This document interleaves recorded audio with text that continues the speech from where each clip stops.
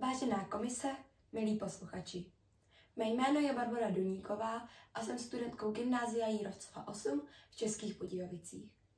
Ráda bych vám představila svou středoškolskou odbornou činnost, kterou jsem zpracovávala na téma juvenilní idiopatická artritída. V této prezentaci bych vám ráda představila motivace a cíle k vytvoření této práce.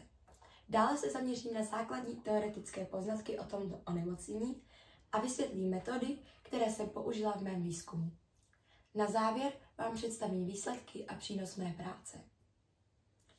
Sama tímto onemocněním trpím už přes 10 let a proto vím, že pacienti s juvenilní idiopatickou artritidou se často setkávají s nepochopením, nevědomostí či nějakými mýty.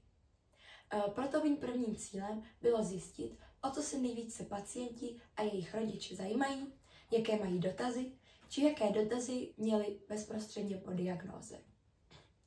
Na základě těchto poznatků, teoretických znalostí a mých vlastních zkušeností jsem vytvořila informační brožurku pro mladé dětské pacienty a jejich blízké.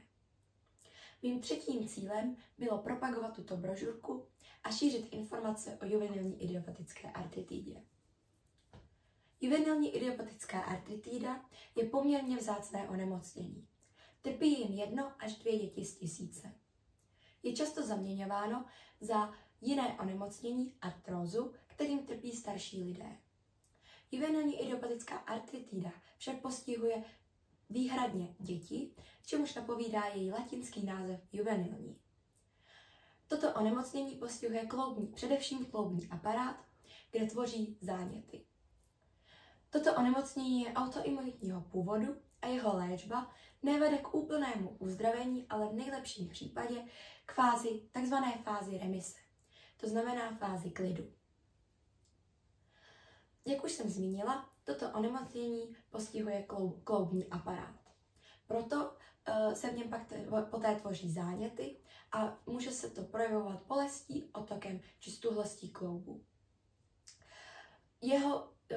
Příznaky tohoto onemocnění jsou však velmi individuální a u každého pacienta úplně jiné.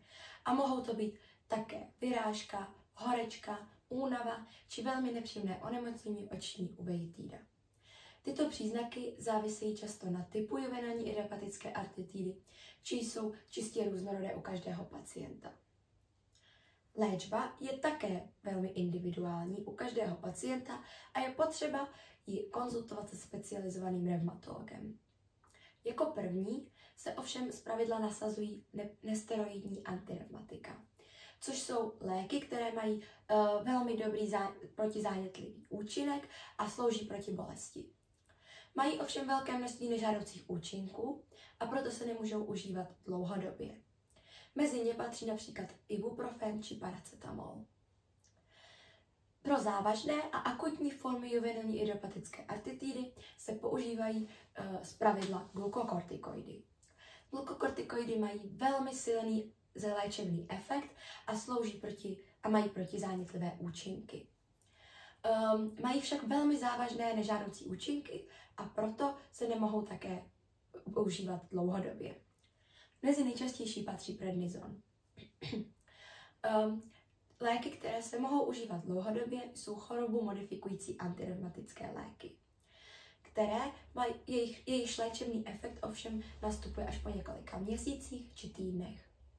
Mezi nejčastější patří metotrexát či leflunomid. Pokud ani jeden z těchto způsobů léčby nefunguje, či pacient je na něj nesnášenlivý, může se nasazovat biologická léčba, která má velmi dobrý léčebný efekt. V praktické části mé prezentace jsem používala dotazníkové šetření. Polovina respondentů, tedy 54, tvoří pacienti z ordinací paní doktorky Johany Malcové z fakultní nemocnice v Motole a také pacienti z ordinace paní doktorky Píchové z oddělení revmatologie v Českých Budějovicích. Dále jsem dotazník distribuovala do online prostředí na uzavřenou skupinu na sociální síti Facebook Kloubíci, která spadá pod Revmaligu a sdružuje pacienty s revmatickým onemocněním se začátkem v dětství. Dohromady bylo respondentů 116.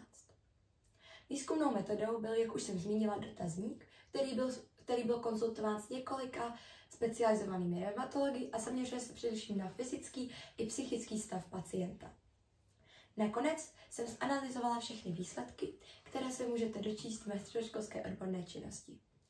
Pacienti často odpovídali velmi otevřeně a upřímně, což mě velmi potěšilo a tím jim děkuji.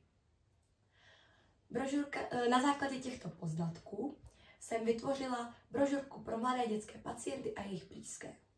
Do této brožurky jsem zakomponovala nejčastější dotazy od respondentů či informace, které by potřebovali slyšet. Sama vím, jak je těžké se v tomto onemocnění často zorientovat, i z důvodu toho, že je to poměrně vzácné onemocnění a informačních zdrojů není dostatek. Proto jsem do brožurky zakomponovala také vlastní zkušenosti s tímto onemocněním. Brožurka vychází ve spolupráci s neziskovou pacientskou organizací Revmaliga, která vyhrála 2. místo v soutěži Neziskovka roku 2022. Revmaliga sdružuje všechny pacienty s revmatickým onemocněním po celé České republice. Na tisk brožurky byla uspořádaná veřejná sbírka, jejíž finance se použily do dnešního dne na vydání 1000 výtisků. Pacienti se mohou s výtisky setkat ve svých revmatologických ordinacích, do kterých bude distribuována brožurka po celé České republice. Dále bude zdarma rozdávána na prvních českých revmadnech v Praze a v Brně, organizovaných Revmaligou. Na těchto revmadnech, dětských revmadnech, bude brožurka také pokřtěna. Dále bude také brožurka přístupná online na webových stránkách Revmaligy. Hlavními přínosy mé práce jsou především zvýšení informovanosti o tomto onemocnění, což může ulehčit pacientovi žití s touto nemocí. Dále je mým přínosem pomoc pacientům s zpracováním diagnózy a uvědoměním, že nejsou na tuto nemoc sami a s juvenilní idiopatickou artritidou se dá vést úplně normální život. Na závěr bych chtěla poděkovat všem lidem, bez kterých by tato středoškolská odborná činnost nevznikla. Velký dík patří především paní doktorce Haně Malcové z oddělení revmatologie dětí a dospělých ve fakultní nemocnici v Motole v Praze. Dále bych chtěla poděkovat paní doktorce Martě Píchové z oddělení revmatologie v Českých Budějovicích. Dále bych chtěla poděkovat především sestřičkám, ale i celému oddělení revmatologie dětí a dospělých ve fakultní nemocnici v Praze a v Motole za vstřícný přístup a pomoc při distribuci dotazníků. V neposlední řadě bych chtěla poděkovat paní magistře Jarmile Ichové